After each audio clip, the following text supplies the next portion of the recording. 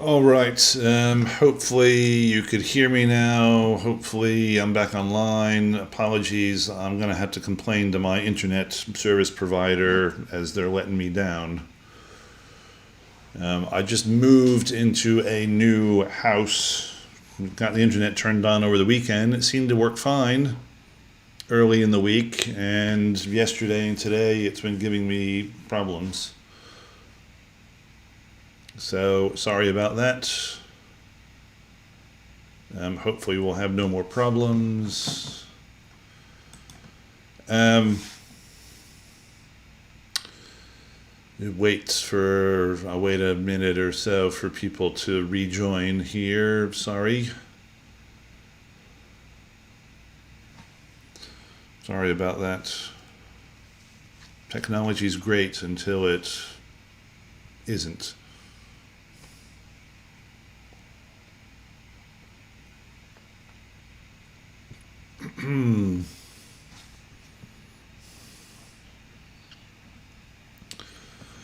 So I don't exactly know when you guys lost me. I was talking about why I didn't scale the data here,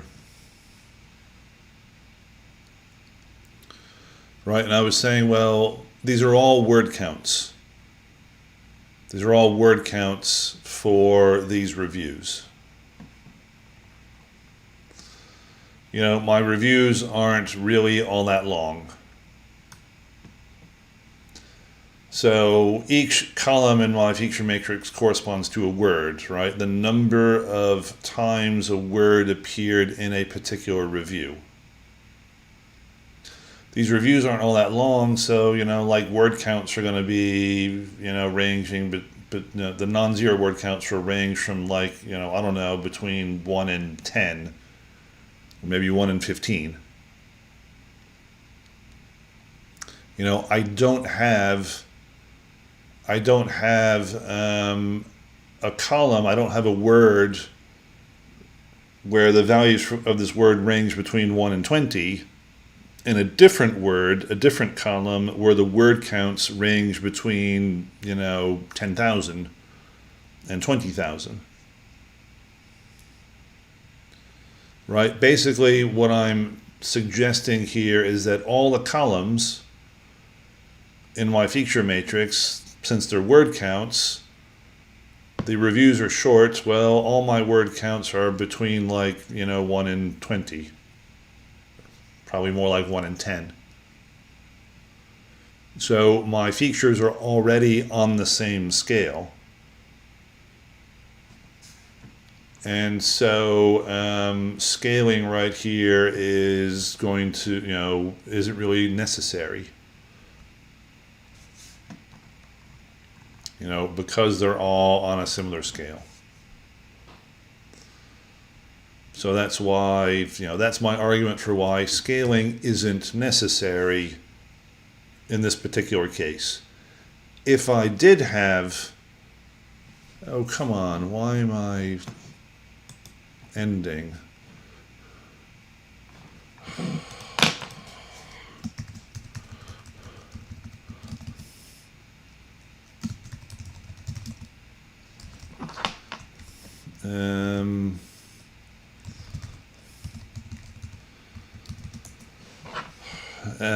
All right. YouTube was telling me it was about to end my stream. Now it's saying I have an excellent connection, so this is really annoying me. Apologies for this. I have to keep an eye on it and let Verizon know. So we'll try and carry on. So let me just do a quick double check here. No, all right. No comments here. We could try before my stream failed. from sklearn linear model import SGD regressor. Right, before my stream failed here, right, I think it was Baron is saying, well, can we try the stochastic gradient descent regressor? Well, yeah, we can. We could import SGD regressor.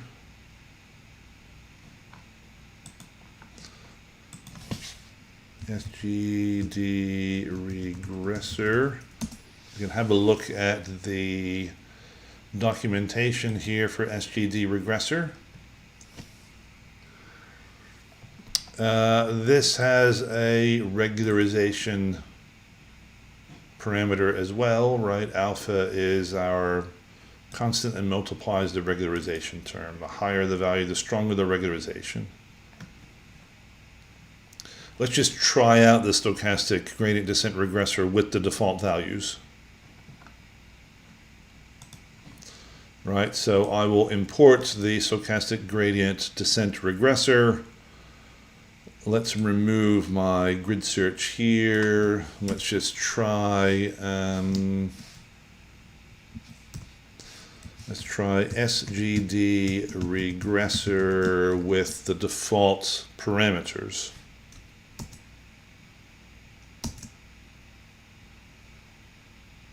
So I'm not doing any kind of grid search. I'm not doing, not trying different values of alpha. I'm not trying a different learning rate in this regressor. I'm not trying a different number of max iterations. Just using all of the default values. What is the score? That's an R squared score again.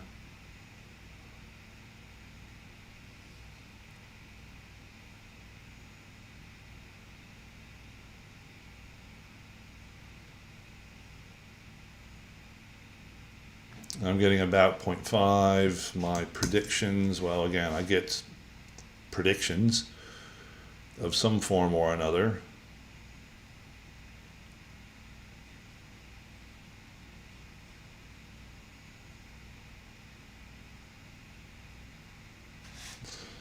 My score in the grader is only like 0.64. So, I'd want to do some kind of search right here for, say, a value of the regularization parameter. I might want to, so eta 0 is my initial learning rate. No, sorry, learning rate. I see. All right, this is used in eta is used, so by default this is inverse scaling, etc. Right? The idea is, well, the learning rate is controlling how much you are moving in the negative of the direction of the gradient to update your parameters. Right, so again, I might try grid search CV, SGD regressor,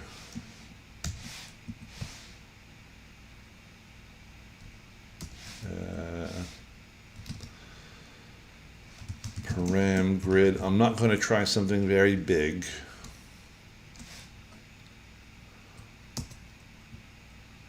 So again, I'm just doing a search on the stochastic gradient descent regressor, np log space -1 and 3, and I'll just try 3 points. CV is 5. Oops, that's not part of my. That's not part of my dictionary.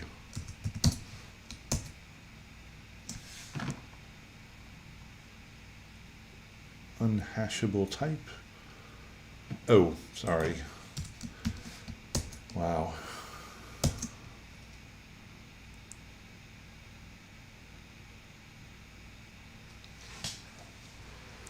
So stochastic gradient descent regressor with only 3 different values of alpha, right? This is just in the interest of, not taking 15 minutes to fit.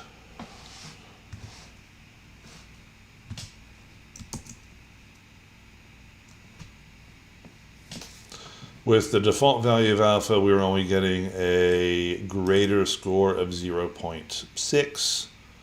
We're getting an R-squared score of about 0.5. So, right, these, it's all a bit of, some trial and error in your model fitting, right? Of course, in real life, right, you have to keep in mind that we don't have a grader against which to compare our solution.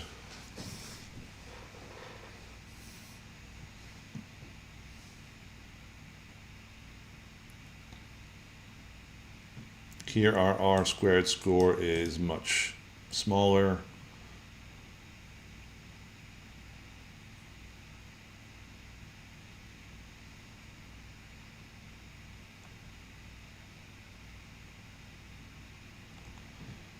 My score went up.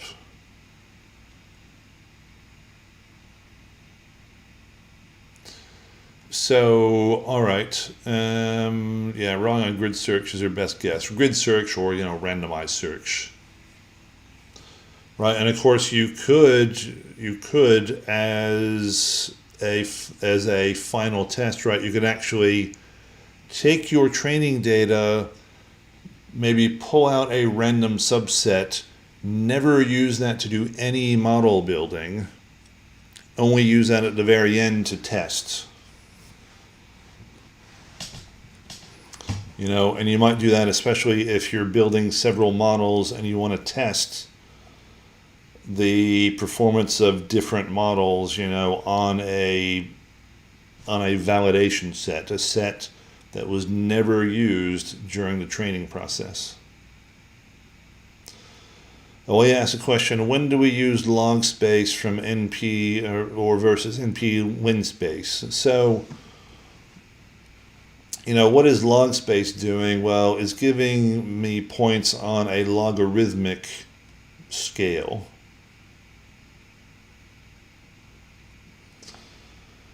Right, linear space, what's the difference? So let's look here. So np dot lin space, let's say -1 to 3 with 10 values. I get this array. Let's even do 20 values or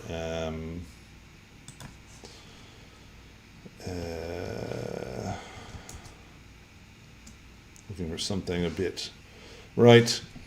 This right here is if I was using these values for alpha, first of all, I wouldn't want to use negative values for alpha in this case. But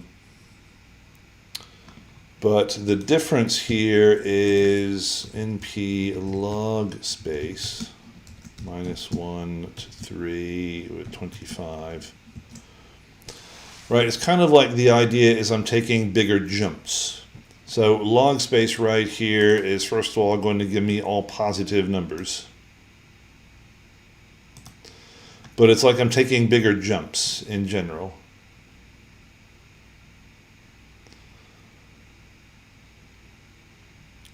Like the difference between trying alpha is like 0.1 versus 0.2 is not a whole lot.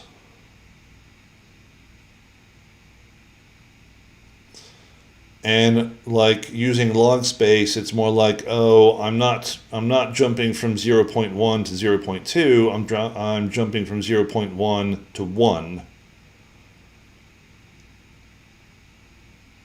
right? I'm going up, like, say, in multiple, as powers of a number, right? It'd be like so log space is, the base here is going to be natural log, I guess, np dot log space.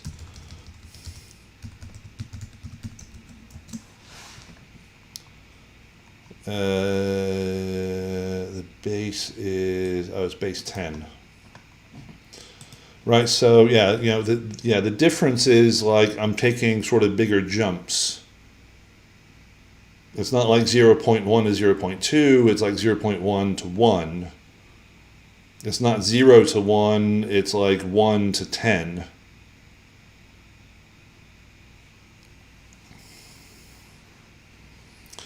And, changing, like, a value of alpha by a tiny amount as the regularization parameter and cost function isn't going to change your result very much, right? And you're going to want to take these bigger jumps. So often, if I'm using something like ridge or the stochastic gradient descent regressor or logistic regression, I will be using probably some kind of log space right here to generate a collection of points.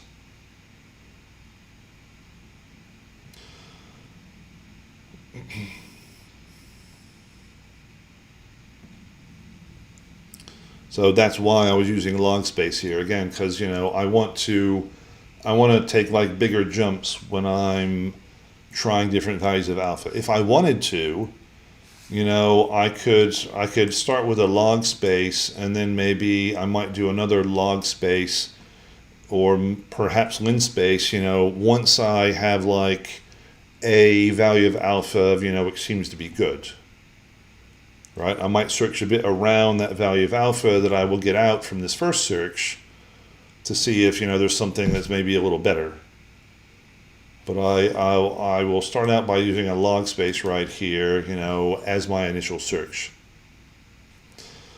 And of course, usually what I do is, if my best parameter turns out to be, like, at the end, one of these endpoints of my range, well, then I might go back and do another search, like, kind of expand around that endpoint and see, if I have, like, the best value.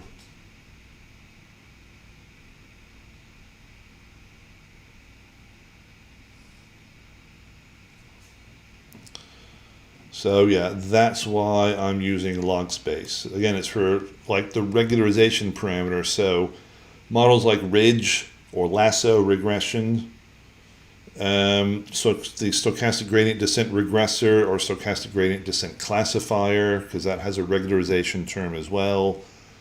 Logistic regression, which is a regularized model. Support vector machines as well. They're regularized models.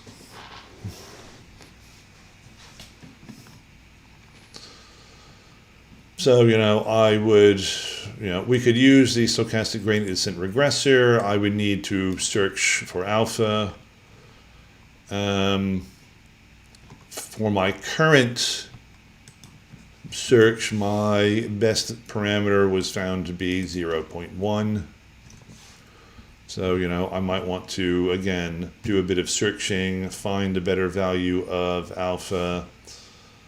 I could probably boost my R² score by some amount.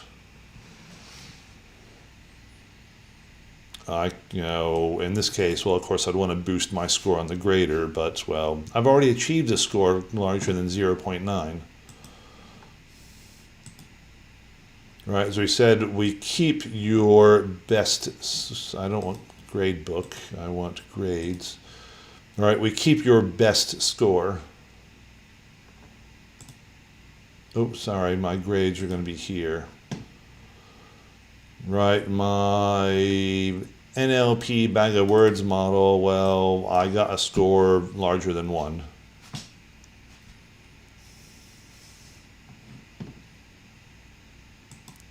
So, I will leave it up to you guys here if you want to, try a search for a better value of alpha. The rating seems like 1 to 5. Can't we use a classifier instead of regressor? Well, we could certainly try that. Yeah, I don't know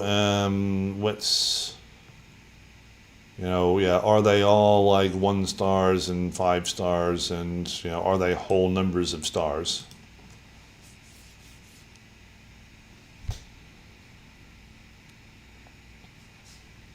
You could try that. That's not going to change how the grader is going to be, grading your score. Your grader would still be computing, essentially comparing like your R² score versus our R² score on the model solution. But yeah, you might say, well, all right, well, we might consider this as a classification problem, right? The number of stars seems to have to be like a whole number.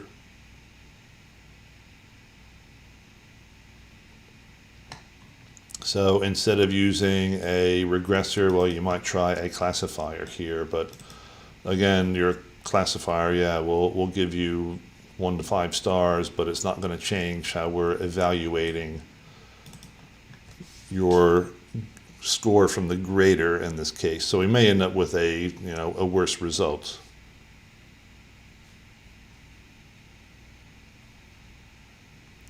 Yeah. I mean, that's definitely, Baron, that's definitely the kinds of things you want to do, right? Try this out. I always encourage students, well, get your hands dirty, right? You have to get your hands on the keyboard and try things out.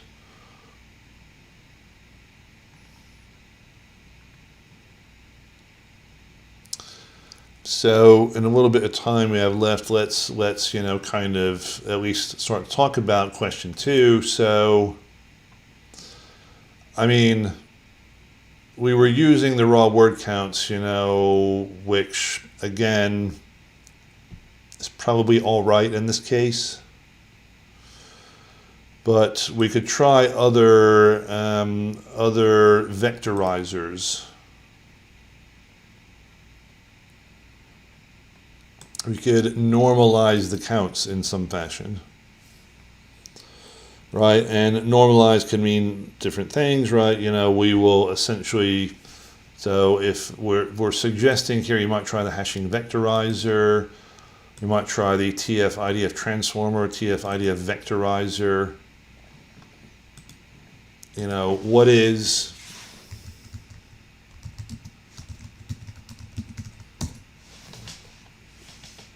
hashing vectorizer doing? Well, it should run a bit quicker, but we lose some of the interpretability of the model. We haven't actually looked at the coefficients from our model in question 1.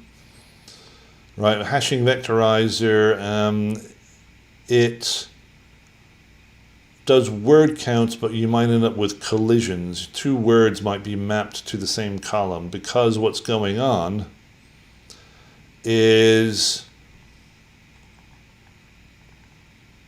you take a word, you basically compute a hash function on that word, and this gives you a number which you interpret as the column. And, you essentially increment a word count in that column. 2 words, might end up being hashed to the same column.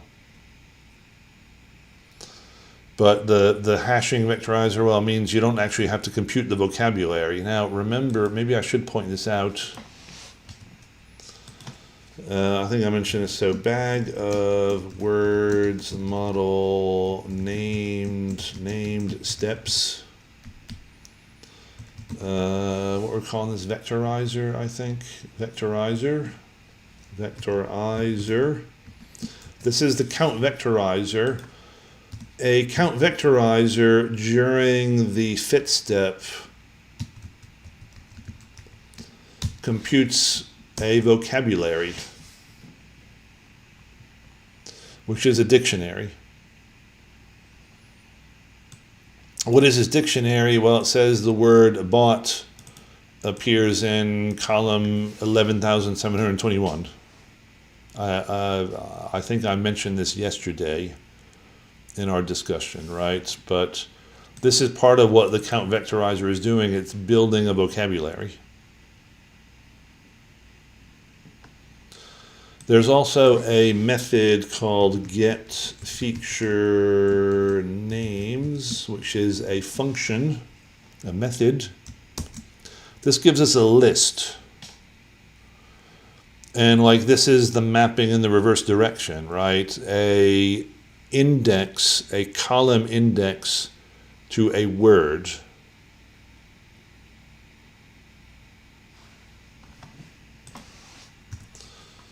All right, so again, bag of words, model, named, steps, vectorizer, vocabulary. If I could.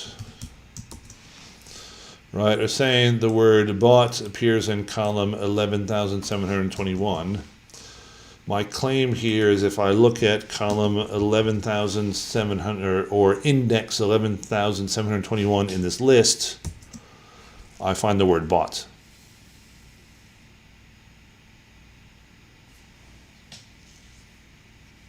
So this gives us a way of like, you know, after the fact, we could look at the coefficients for our model that we fit. And we might, you know, look at the coefficients with largest magnitude and say, well, those are the words which are most informative.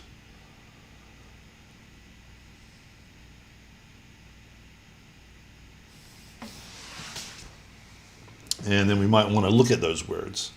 We're actually doing something kind of similar to that in the last question in this model, right? We're trying to find the words which are most informative in terms of a rating being positive or negative.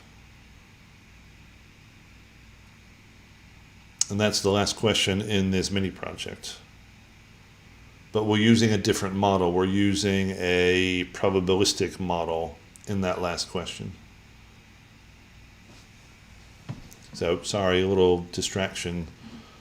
We could, so in this normalized model, well, we could try a hashing vectorizer, we could try TF-IDF vectorizer. I'm going to arbitrarily pick the TF-IDF vectorizer. TF-ID from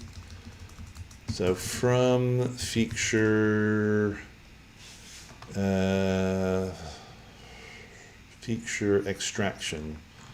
I was about to write down feature selection, but no, it's feature extraction. .text import TF-IDF vectorizer.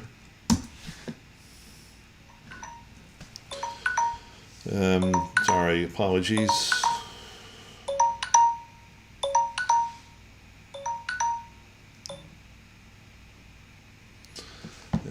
Apologies, I should have put my phone in the other room. Sorry about that.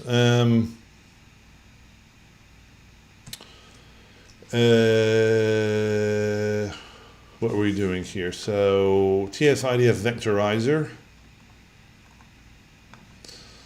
I want to use, and I'm going to make a new pipeline.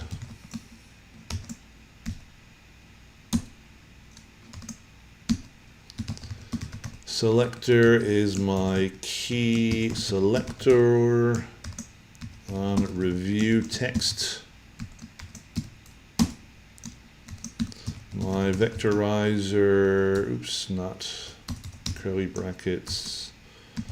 Vectorizer, I will use TF-IDF vectorizer. Stop words is English. Like before.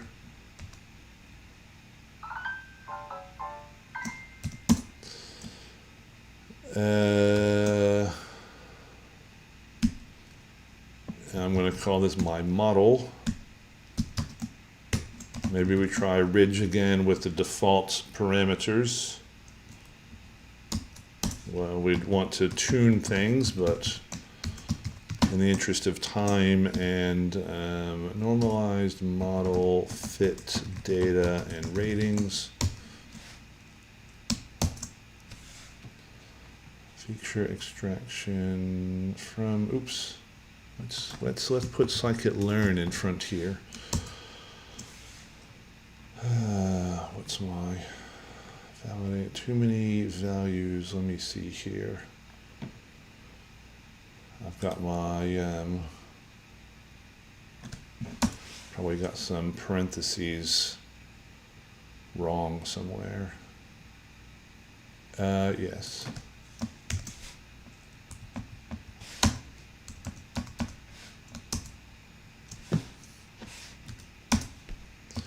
Normalized model dot score.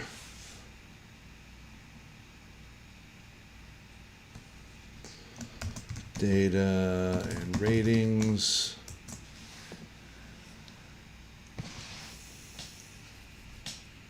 Again, this is an R squared score.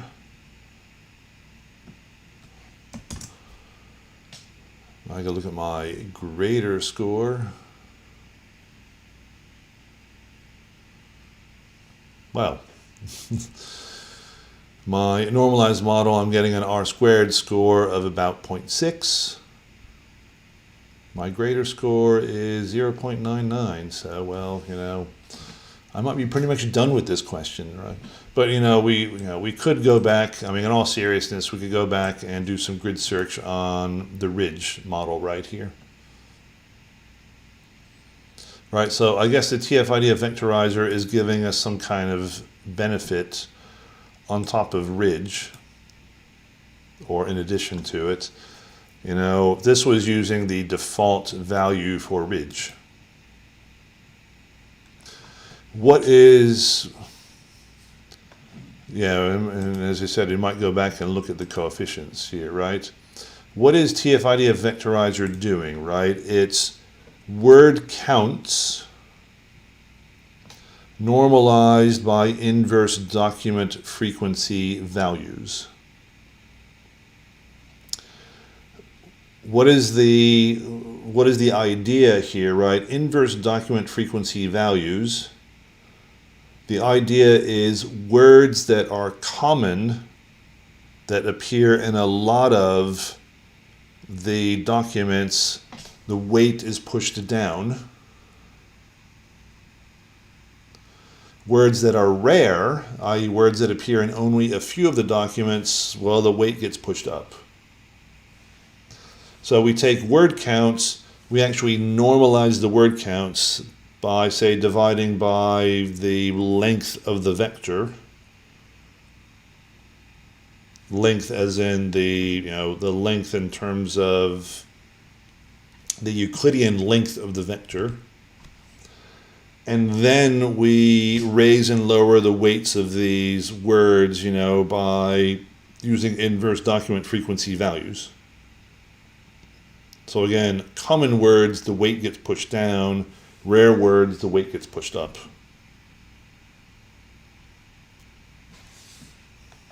And that's the general idea of the TF-IDF, the term frequency inverse document frequency values.